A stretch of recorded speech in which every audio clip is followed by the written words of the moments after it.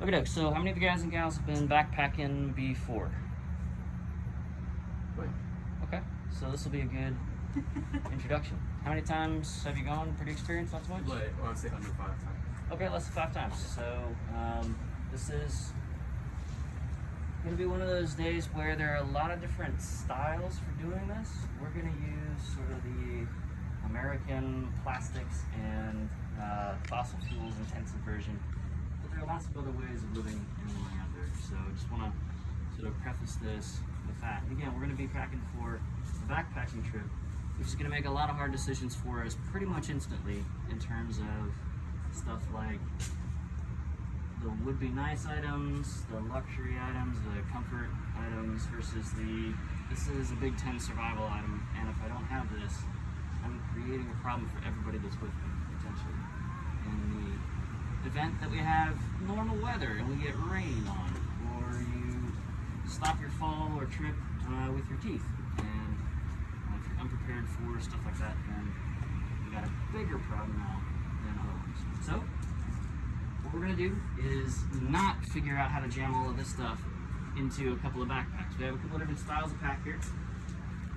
So this is an old Army surplus called an Alice pack. You can carry over 100 pounds with this. Sustainably, I wouldn't say it's any fun. So you don't see a lot of these, but they are pretty cheap. These days, the military has moved more towards internal frame packs like this. They're heavier built than this, and have stuff like camouflage and mono webbing and stuff like that. But the basic idea is that stuff all kind of feeds off itself as different styles develop. So this is an external frame pack. You can see the frame.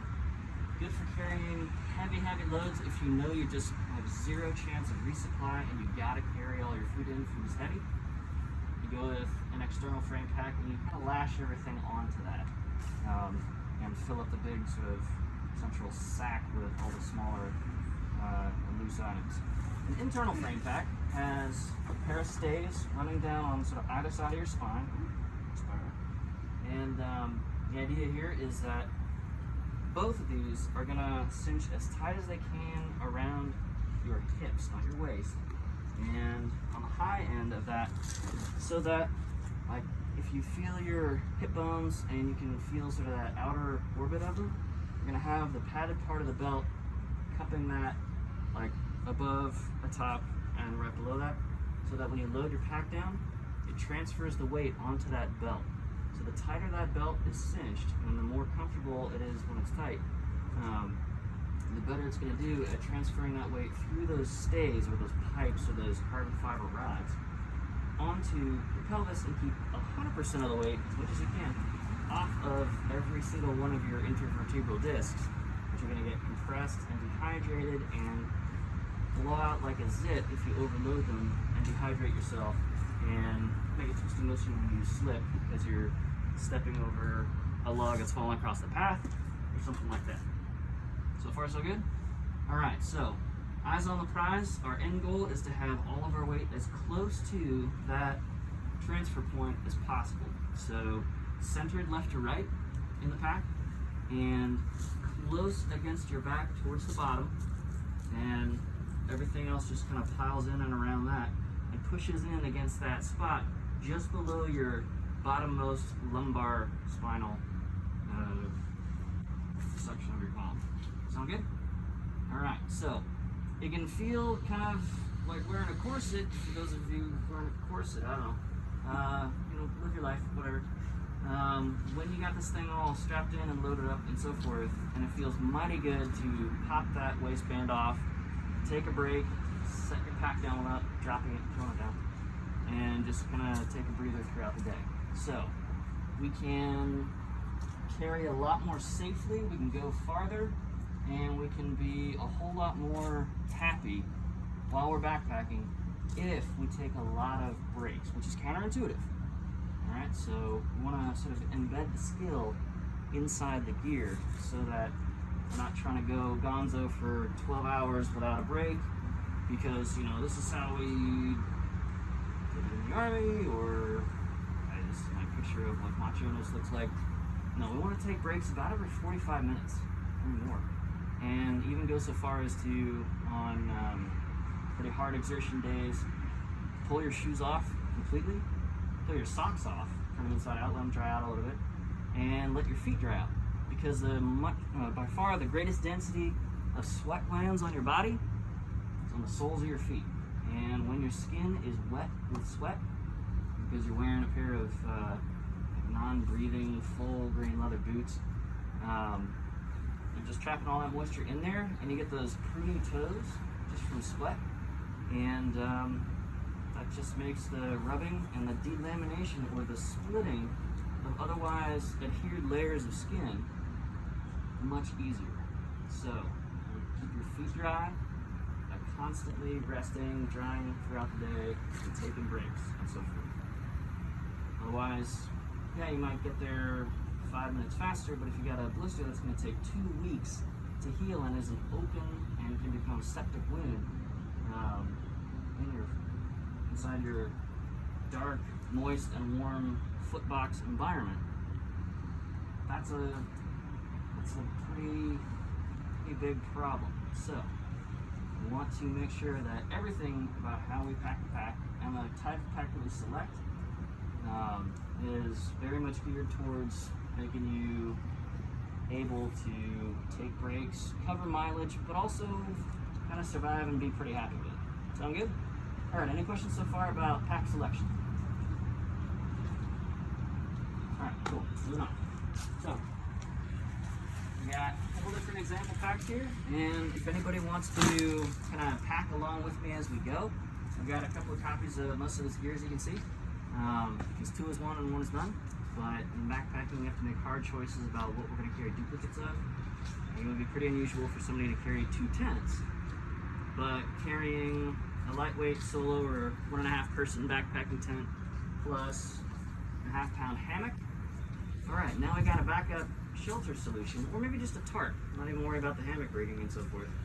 Now I got a backup safety solution in case it's raining and wintry mix and so forth in November in a wilderness area like it will be on our field trip this year. Okay? So again, we want to pack the big and heavy things as close to that weight transfer point, because if it's way up and way out, that's levered. It's multiplied by the distance, the mass is, in terms of its torque on your body as you're trying to move. So we want to get this stuff packed in tightly and cinched down so that nothing's swinging. Your pack should be very quiet when it's fully loaded, because there's nothing rattling around in there. There's nothing just carabinered on the back like a gallon of water we'll see every once in a while, and it's swinging like this. And so you're spending the calories to go basically counteract that torque on you all day long, and it's exhausting. Water is 8 pounds a gallon. It's a metric ton per cubic meter. Water is heavy, and you are 70% water, so we're already working pretty hard.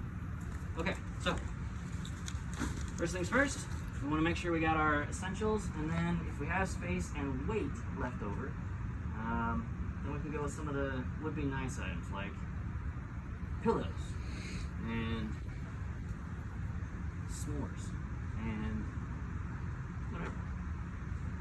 Cool. So, first things first, let's select a tent and maybe a backup storage solution. This is a 3-person backpacking tent. It's a couple of pounds. This is a 1-person backpacking tent. It is also a couple of pounds. So what's the lesson in being efficient with your weight per person with your stuff? These tents weigh almost exactly the same. This is 1 person, this is 3 people. What makes sense? Yeah, so if 3 people can carry 1 tent between them, that's saving 6 pounds of tent across people. So 1 person carries the tarps, 1 person carries the poles, 1 person maybe carries the stakes and fly lines, stuff like that, whatever, however it works out. So, that's not possible for us this year because of COVID-19, but in general, if you're going with a buddy, you want to be smart about it and go with that. So, the big thing with a tent is first and foremost always keeping you dry. You lose heat over 100 times faster over wetted skin versus dry skin. And the salt of your sweat that you're going to be producing all day long while you're backpacking is hygroscopic. It will pull moisture out of the air and stick it against your skin. We've all experienced that before, yeah? Okay, so once your clothes start to absorb your sweat and that salt, you're working against that to try and keep yourself dry and warm in a November, potentially rainy eastern wilderness area, in our case. So, we gotta use this to stay dry first and foremost, and a lot of that goes into site selection. Where do we put the tent? Not in a place that's gonna collect water. You can put it on wet, leafy material. It will actually dry out with your weight and heat and shelter overnight. Just want to be smart about it. Nice. But this is one of the biggest and heaviest and potentially most bulky things. You can see there are cinch straps on this and most other large bags for backpacking stuff. So when you get it in there, it's entirely okay to kind of winch it down and get it as small as you can. What a lot of backpackers will do is actually forego this extra sort of stuff bag for it and pull the poles out, pack those kind of along your spine as like a third stay, and then just gently stuff the rest of the tent around it to kind of hold those poles in place while you're loading the rest of your stuff. But for a demonstration today, we're just going to throw it in like a big old muffin loaf, and it's going to go right against my spine, and the bottom of this main compartment of the pack is going to keep it good to go. Now, this is also going to have all of my other survival equipment, like clothing. So if it's raining cats and dogs on me all day long, I will expect everything in this bag to be completely soaked. And that's fine, because none of my clothes are going to be cotton, which absorbs and holds water against you and in your pack. It's really heavy. It's all going to be synthetic fiber materials or wool, which has lanolin, which is like a waxy substance that will keep water off of it and also be a bit of a flame retardant, weirdly enough. Okay? So,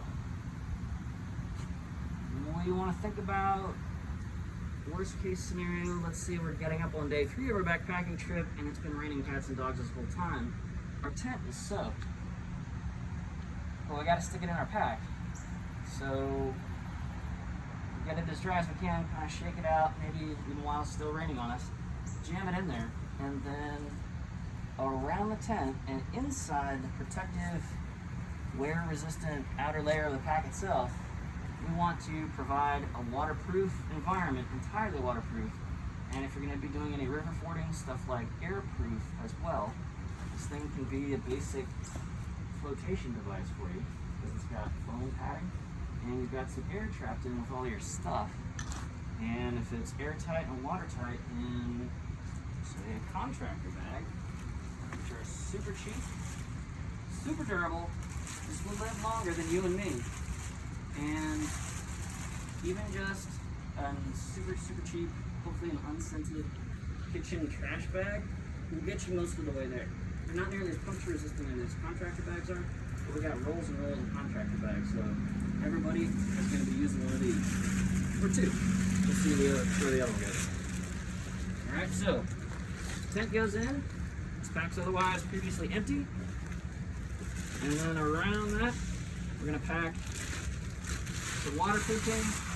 The volume of this is way bigger than the inside of the volume of my pack, so that's a good thing. You kind of hold it in, put the corners, kind of wrap them around the tent so everything inside can wrap around the tent and keep it from swaying left to right or getting sort of cockeyed in there. And now everything that I put in this, most likely my clothing, so that's going to help us keep our weight where we want it by basically being the packing peanuts or the stuffing around the heavy, bulky, or sometimes sharp-edged, sharp-corner items that would otherwise puncture and abrade the stuff in our packs. Alright, so this goes in, and then what else are we likely to have that's super heavy and super dense that we want to keep close before we start putting in everything else? Think through the gear list that we have posted for class. Think back to your experience. What's the heavy stuff that we know we got to carry, so we know we got to get it close to the spine and closest to our center of gravity, which is really we're talking about here. Our pivot point if we're falling free in space.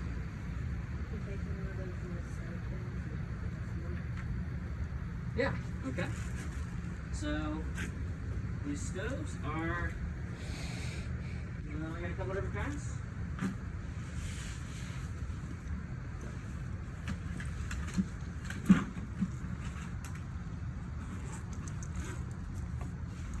These are the stoves we're going to use for backpacking. The screws right onto a fuel canister. These fuel canisters are made out of hopefully puncture-proof metal and pretty lightweight.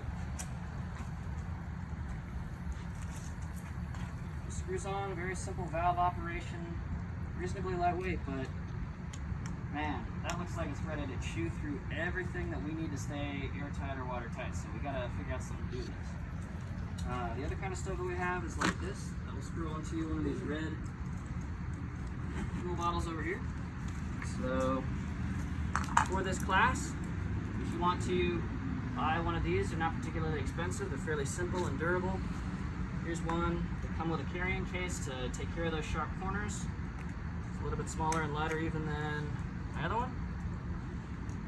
And if you don't want to do that or don't need to do that, you're certainly welcome to use one of the camp's Whisper Light to International Fuel stoves. These will burn kerosene, they'll burn melted wax, they'll burn gas, they'll burn white gas, they'll burn darn near everything except for alcohol. So pretty useful. They're super rugged. They're a little bit heavier. They're just bigger. There's more metal here, but you can simmer with this instead of just having a blowtorch to create a single little hot spot on the bottom of your pot and blacken all your food right there and undercook everything else, keep it raw, and then you die. So your choice on which you want to use. You put that in its protective case or sack, and then typically for reasons of puncture or leakage or contamination, we want to keep the fuel bottle on the outside away from those sharp corners. So that's going to go out here eventually, okay? So we'll do, for this example, just the smaller one. Nice and quick and easy. I'm going to tuck this in a bottom corner, real close to the very bottom there, and this on the opposite side, so there's nothing to puncture it down there. This is just filled with a mix of butane and propane, and those steel cans are ideally recyclable, although it's sometimes a little bit hard to find a place that will recycle them for you. Okay, cool. We got our stove. What else is heavy but important? Sleeping bag. Sleeping bag is potentially pretty heavy, and it's big. So we've got an entire separate compartment for the sleeping bag. So when you get a sleeping bag, it's going to be in a cotton sack like this. The cotton sack is specifically for your closet, your long-term storage, or your basement, or wherever you want to stow this. And this will keep air flowing through it so your bag doesn't mildew, for example, if the room's slightly dim. But this is not to go on your trip. So you got to get to the point of taking this out. This will hold water against your bag. That's super bad. It'll kill you. And we use actual waterproofing. This is a lighter weight, more like a kitchen trash bag, okay? But you can use another contractor bag for the real deal. So, in an internal frame pack, this goes at the very, very bottom, kind of parallel to your buttocks, just below where that weight transfer point is, because it's so not dense, even though it might be a couple of pounds for a better sleeping bag, or I should say one for colder weather, but not necessarily super dense. So, there's an entirely separate compartment in an internal frame pack at the bottom for that. Okay. So, waterproofing layer in first. It's a lot easier if you put this in first, then stuff the sleeping bag in. You don't want to roll your sleeping bag up. That will put a lot of pressure on the internal baffles, which are basically like screen door, like super lightweight mesh material that holds the sections of insulation in place so it can't all bunch up down at your feet or sleep on it and there's nothing actually covering you and warming you up overnight. So, take that. After waterproofing the compartment, stuff this in. This is a 3-season sleeping bag. So it's got a convertible zip-off lid. So the sleeping bag without the lid is good to about 20-25 degrees Fahrenheit. The sleeping bag with the lid is good down to about 0 degrees Fahrenheit. And the lid by itself, it's a summer weight backcountry blanket is cool, because it doesn't even wrap all the way around you, it just goes over the top and lots of cool air can flow around. And it's got a little foot box so your feet don't go like wandering wild, they're sticking out here when your warm blanket's over here. And so forth. So backcountry blanket, sleeping bag. Backcountry blanket in this case also serves as a lid or extra zip-on layer for the sleeping bag. Okay? Alright. For our class trip, you want a sleeping bag that is survival rated down to at least 20 degrees. That's a pretty standard cutoff for so-called summer weight or 3-season bags. Winter backpacking bag is typically going to be a 15, 0, -15, -30 type thing. And in that case, the insulation is so much and so thick, and when you pull it out of its bag, it will blow up like a marshmallow in the microwave or a moon pie. It's awesome. Okay, that's called loft, the thickness to which it puffs up on its own. And the insulative ability is directly correlated to the loft. So what you're paying for with a warmer sleeping bag is more fill and better fill that doesn't take more mass to occupy that space and trap the air.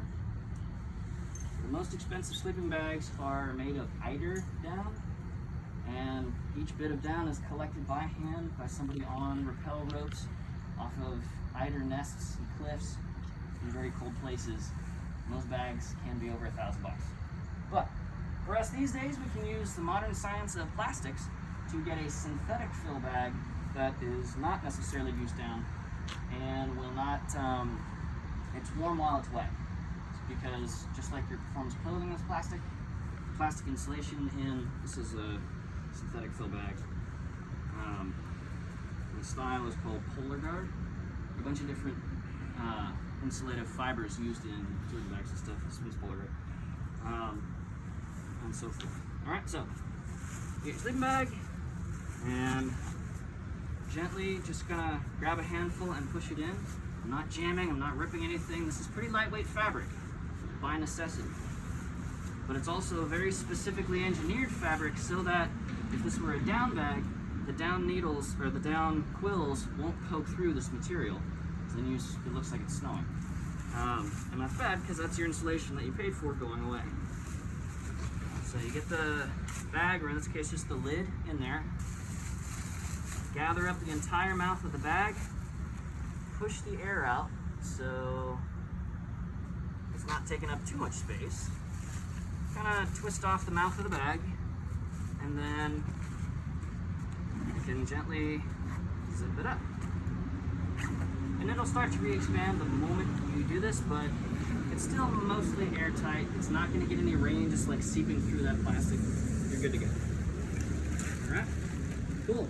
What else is necessary and heavy in our packs? Exactly.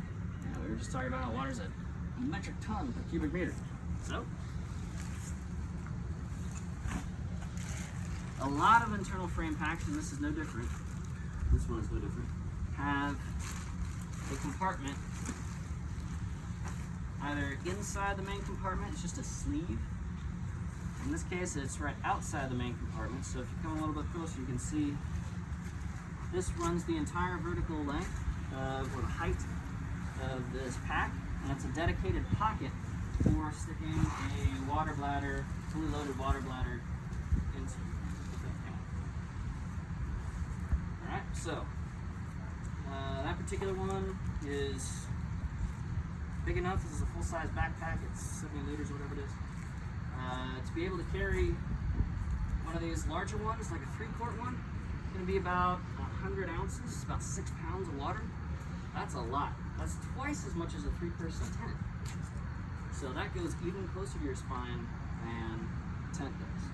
Okay? Very, very dense weight. We also want it to be as compressed between the bag and our bodies as much as possible so that that water isn't sloshing around left to right and being so-called sprung weight instead of fixed or rigid weight against our bodies. Okay. So this one is, I think, sewn. Yeah, this one's sewn into this pack. But you take that and fill it up because it's a lot harder to fill up once it's partially compressed inside. And slid it down into that pocket. Make sure there's no like bunches or wrinkling in there. Those are going to create raised spots against your back and rub that spot. And if you've ever seen anybody with a dinner plate sized blister, like a single continuous blister on their entire back, it's because they did this part wrong. So, don't do that. Alright, so you slide that in, and then most packs have little loops on the shoulder straps that you feed that tube through, and then it's kind of right where you need it, hands-free, all day long. Alright, so we got water, we got our tent, we got our sleeping bag. What else is heavy, but we need it? Super heavy, frustratingly heavy. I just have a question about the water. How does all that pressure not, you have to worry about it like popping the bladder if it's a cheaper one? So you have to worry about it popping only if like there's that stove leg poking out. That's pretty sharp. But most of these are made out of food or medical grade silicone, or other plastics like TPE or polyethylene terephthalate, like milk jug plastic. So it's pretty strong, and it's very, very uncommon. I'm not aware of anybody's like popping like a balloon. It just doesn't really do that. It's not under that much pressure. But at the far end, the distal end, this is what's called a bite valve. And so it's got a little vertical slit in there, and this is very soft silicone. When you bite on it, it opens up, and when you don't, that's enough right there to keep it from leaking out under pressure. But some of them, if you're worried about it, or if you're going to be super heavy loaded, it's like you bite into that thing to like blast your entire throat with water. So they also have, in some cases, a twist valve that takes that hydrostatic pressure off of the valve when you're biting it and stops that slow leak. So the most common problem with this setup that I see on summer camp and field trips is we're taking that 45-minute break, set down our packs and so forth. It's hot, it's sunny, it's humid. I just want to sit down. I shouldn't have gone on this stupid class trip with Park. He's making us walk. This is ridiculous. I should have done the alternative trip. Let me just give me a minute. And then you sit down on your pack, and all of your body weight is now on that water bladder. And especially if you happen to sit on the bite valve, you're gonna have wet butt syndrome, and very shortly what is so called as the fat man's chafe. A student told me one thing. So it's pretty uncomfortable. Don't sit on your pack like a seat when it's got the water bladder in there, because the best possible scenario is that nothing happens. And Murphy's Law, anything that can happen will happen. Okay, any other questions about the water bladder? Cool. Okay, so we're also gonna need some kind of way to make that water safe to drink. We're getting it out of a stream. Somebody may have peed or pooped right upstream.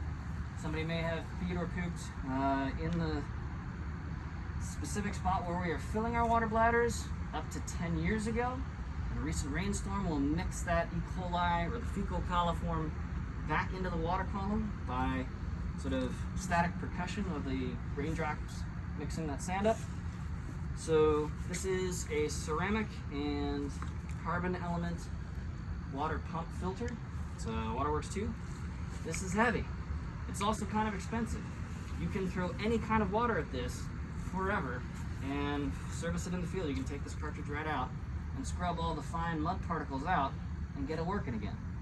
Now there are other things like life straws, which are 10, 20 bucks. I think they were 10 bucks on Amazon during a horrible Prime Day, sort of orgiastic spending spree of America. You can't service that. So it's lighter than this by a lot, but if there's a problem, you have a problem.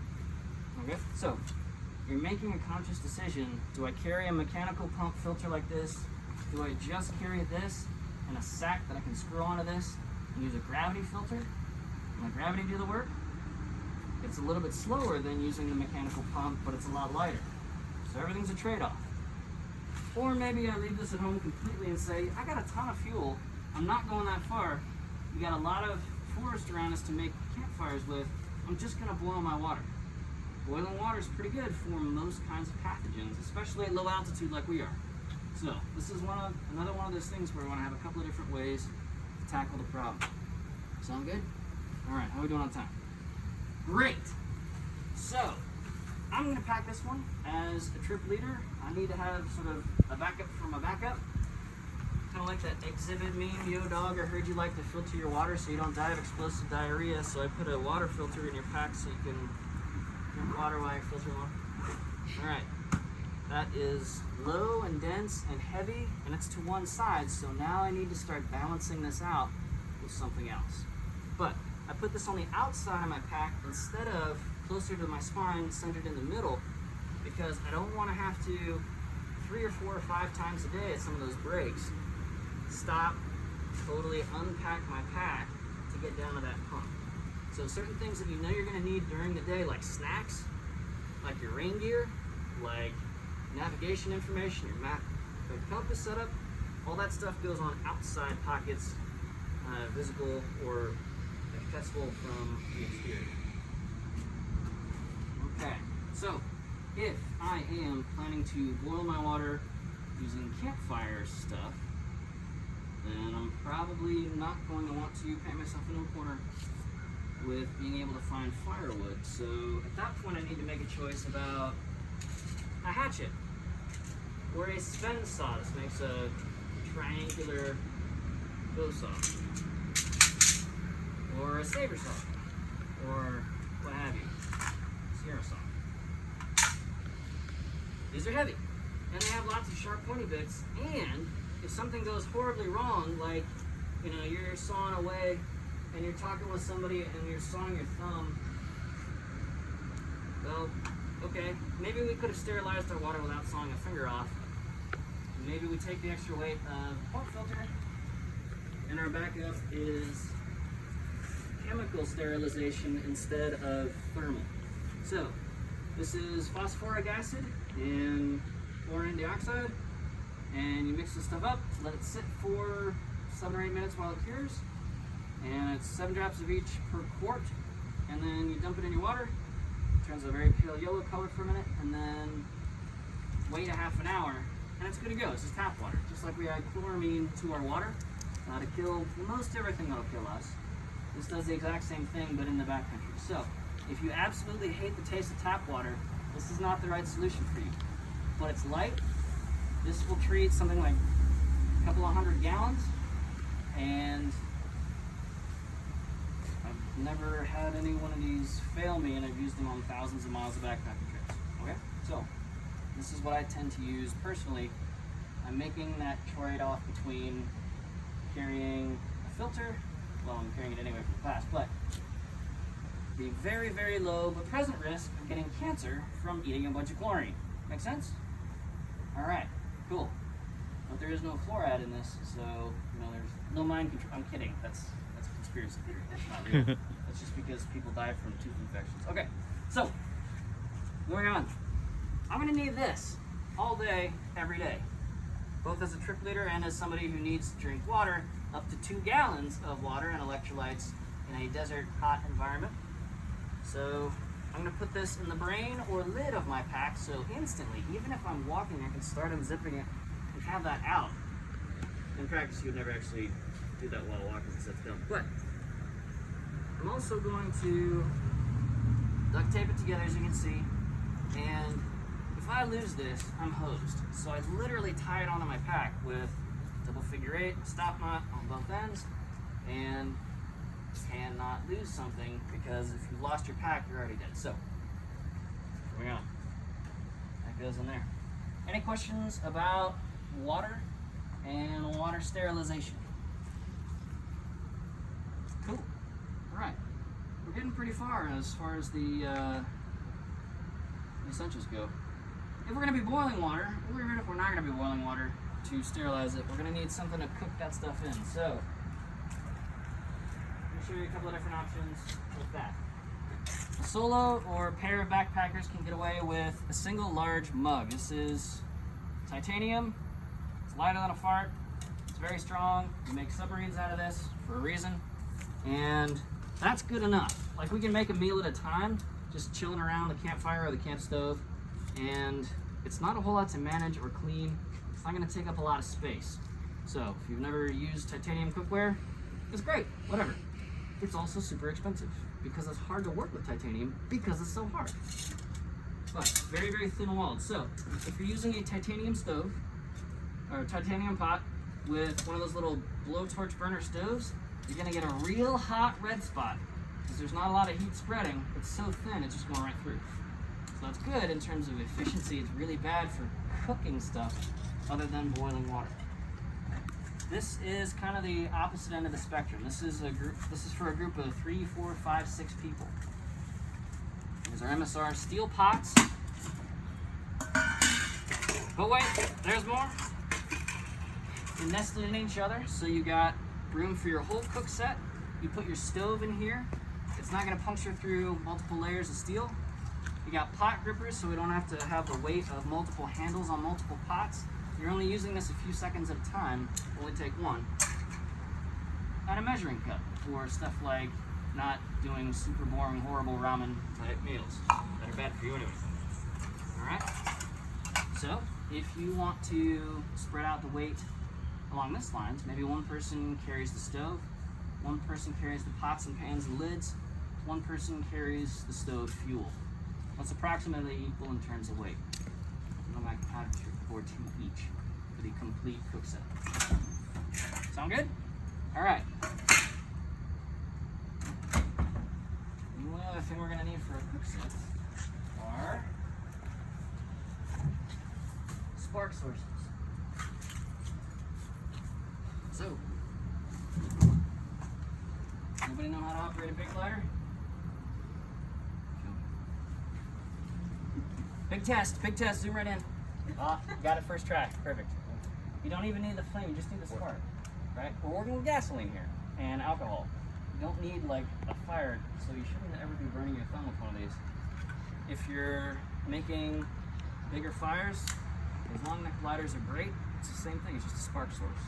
So even if they burn off their butane or leak their butane because you're backpacking along and the button is pressed the whole time, you get to your first campsite and it's already empty, this will still spark for a very long time. Not a big deal. Anybody ever used a magnesium fire starter? Well, I'm watching YouTube videos and I just got. Oh man! Today's the day! Come on, let's try it. Alright, we only got a couple minutes left, so let's do this thing. Alright, so this is just a pure magnesium rod. You can see I used it a little bit. It's super corroded or oxidized on the outside. That oxide or rust layer is going to be a protective coat for the rest. But what we need to do to actually strike sparks and little chunks of magnesium, we're going to rasp off here with this little steel striker. You got to get through that, and then once that spark between the steel and the magnesium catches, that's going to burn at about 1,000 degrees for just a brief moment. So if you've got nice, fluffy, aerated tinder, sometimes a couple of strikes is all it takes, sometimes more, but you can get a lot of strikes off of this. I've had this for over a decade. You want to try? Clearly it's not super hard, so give it a shot. First try, perfect, A+, beautiful. All right, rock it.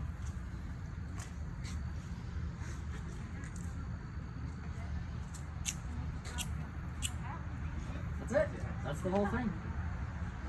That's literally it, okay? So those are super cheap, and we always want to have at least 2 spark sources. Just like with ways to purify water and make it safe, we want to, especially if one of those ways to purify water relies on fire, you need a couple of different ways to reliably make fire. So you take both of these. I typically carry 2 lighters, 1 fire steel, or this is a fire striker, not fire steel. Drop one of my 2 lighters in there, and the other one in a separate so-called ditty bag, which is for all the small, loose stuff like pocket knife, fire striker, maybe your tiny first aid kit,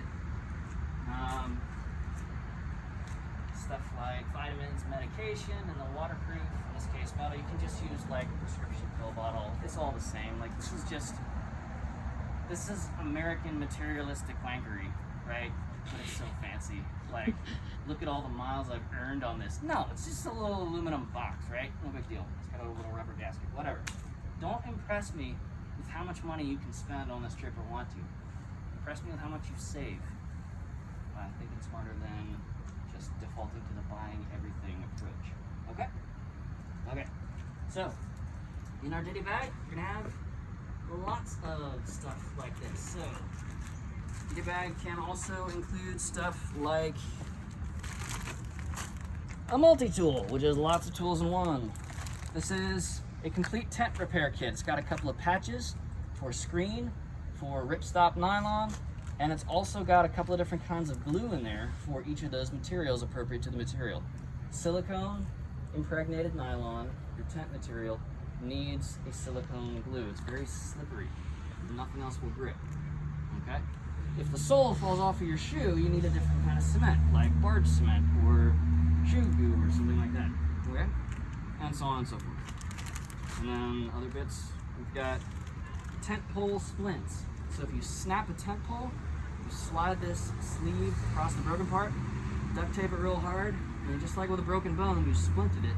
And it's janky as heck, like it will be at an angle under tension, and it's gonna make some noises, and it might break again, but it'll generally get you home if you need to, okay? And it's got seam sealer, some thread. You want to get not cotton thread, of course. Extra elastic guy lines, and yeah. Okay, so this is total overkill for a backpacker. I got like 150 zip ties. In case we run across a bunch of terrorists and need to arrest, what is it? No. Zip ties, large like diaper bobby pins or safety pins are super awesome for repairing like a strap that blows out on your pack and just is like flopping loose like a severed limb. You just safety pin it in place, and then overnight you can try to use any of the appropriate adhesives in your repair kit and try and glue that thing back on just to get you back. You can use a big like leather punch needle and dental floss to sew it in. I did that in New Hampshire one time in the White Mountains. It worked great. I was in a super bad mood, but it worked fine for like the next 500 miles. It was great. Okay, so ditty bag is, I'm probably not, hopefully, gonna need any of this stuff like moment to moment. So this is not gonna flop around up here in the brain. This is gonna go down into the bottom of my pack against the tent. Sound good? All right, cool. So that is most of what we have time for so far. The rest is kind of just going down the shopping list and saying, yes, I need this. No, I'm not gonna take that. Yes, I need that. No, I don't need that. The big question that most people have is about food, typically after this. So I went ahead and pulled out my food stores, and you're welcome to, as we're kind of wrapping up here, just hang out for a sec and look through what I've got. This is the stuff that I would take between backpacking and car camping.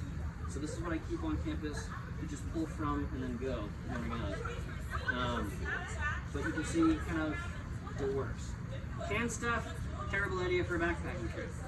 Great idea for a camping trip. Lots of protein is stored this way. Protein is what we need to get started in the morning.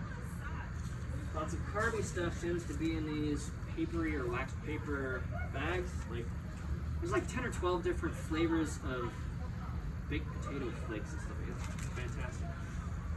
And there's also like 10 or 12 different flavors of Mylar packaged chicken and tuna and lobster and crab and shrimp. You've seen. Yeah, like we're not even going to be suffering as far as food goes. So if you want to take a look through the food list, this is a lot of the same stuff that's on the gear list, but here you can actually see it and get some brands that you want. So I'll go ahead and open these up and answer any questions you guys have as we wrap it up. This is my breakfast stuff. Got pre-mixed breakfast drinks because in the morning I'm a cranky old guy and I don't want to like deal with a stove. So I'll just like mix a breakfast shake, like protein powder, Incarnation instant breakfast, and like Slim Fast and coffee powder, and just like hold my nose and bolt it down, and then I'm good for about 6 hours. But that's not right for everybody. So don't make my solution your solution unless it's good for you. Make sense?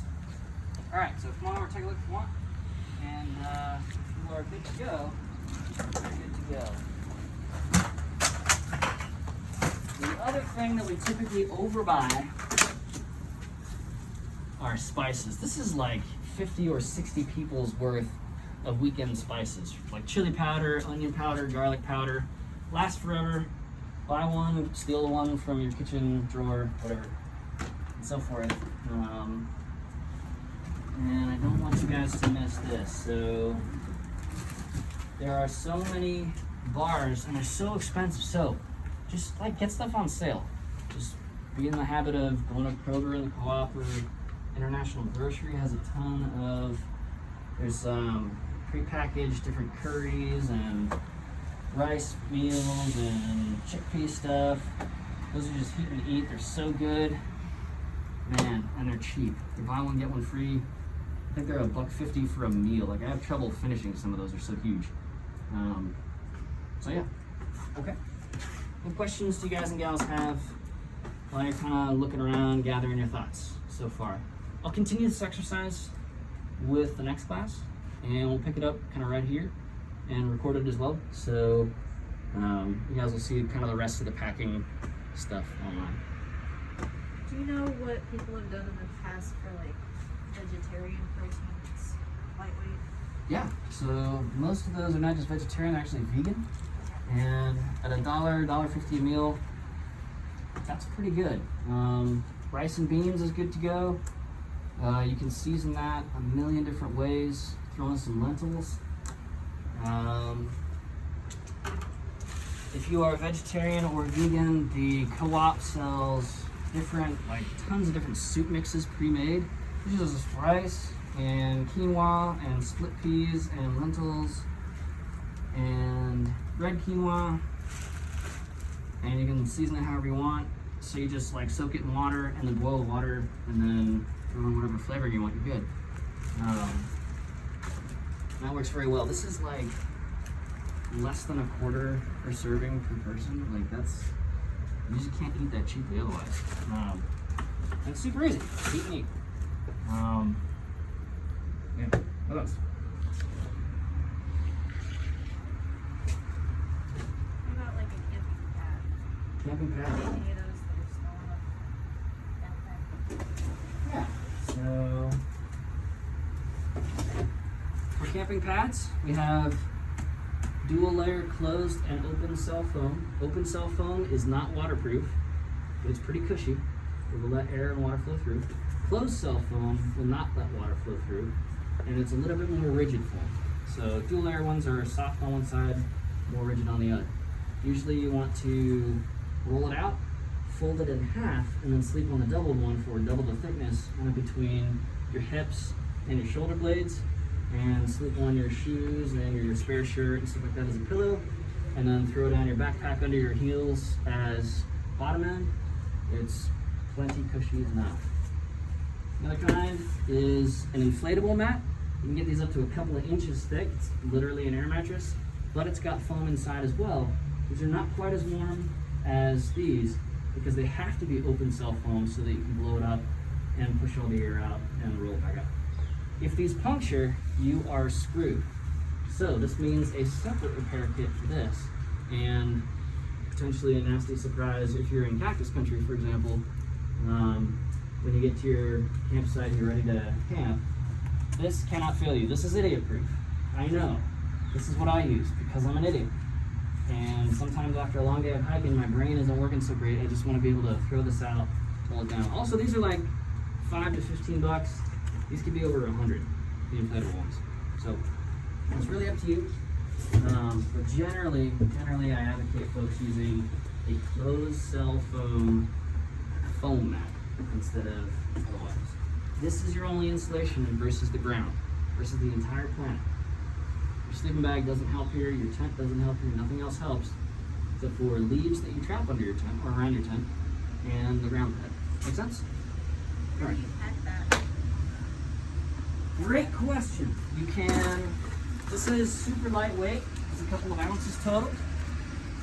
So most internal frame packs have a pair of straps that go around like this. That's kind of like a rear bumper.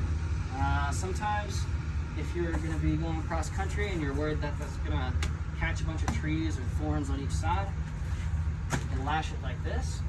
And sometimes if you're really pressed for space, you can do it up top with the brain sort of lashed over the top of it.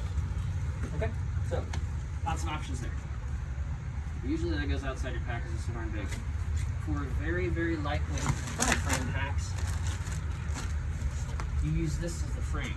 So there is no foam padding against your back.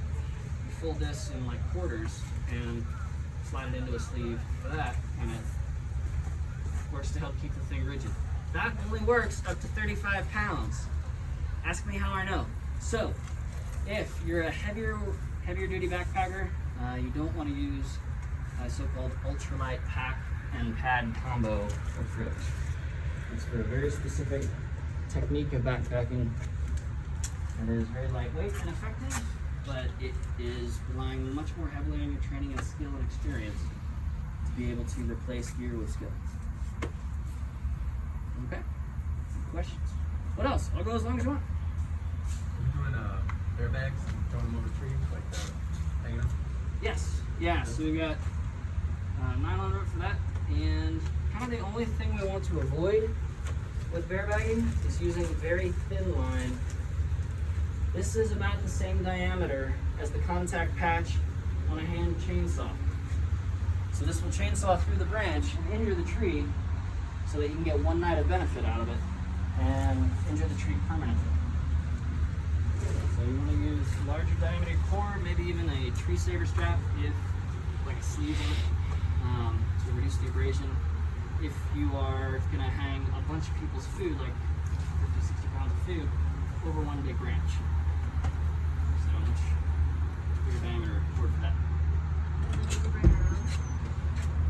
It is always a good idea to bring 50 feet, 50 meters of 550 paracord. You can repair your tent, you can repair a broken person, you can bear bag your food, you can set up Tyrolean traverses for gear if it's very high test line like proper climbing rope. So that would be like making a single line rope bridge across a small gully or a river or stream or something, and then sliding across one by one, or sending gear across, whatever. So yeah, everybody should have some pipe. And it's super cheap. It's not very much profit. What else? These are great questions.